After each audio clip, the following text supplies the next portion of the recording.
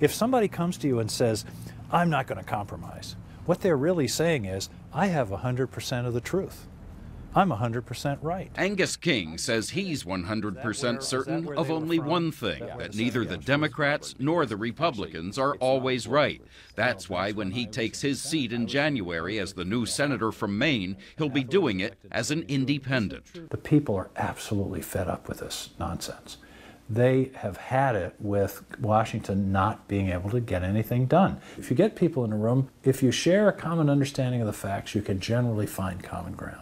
And that's exactly the role that I hope I can play. He served 2 terms as governor of Maine, where he says he learned the value of being an independent. I don't have to check with anybody about what my positions are. I can call them as I see them.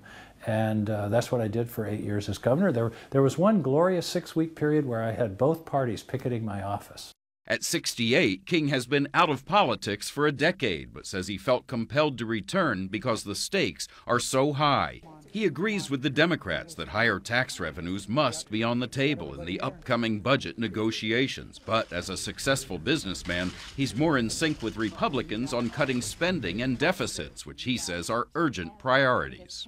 We're digging a hole very fast, and the first rule of getting out of holes is to stop digging. Well, right now, we're digging it at the rate of about $1 trillion a year. I think the economy is sort of waiting. This deficit is like a dark cloud over everything. King worries, though, that nothing will get done if the Senate doesn't change its ways. He wants to change the rules on filibusters, which allow a minority of senators to bring the Senate floor to a halt. That was the central core of my campaign, that we have to be thinking about and working on making the institution work, reaching decisions, compromising. You're going to have to be a pretty strong suspension bridge if you're going to be a bridge between those 2 parties. I like the image of a bridge. A bridge he hopes will bring the Senate's 2 warring parties together.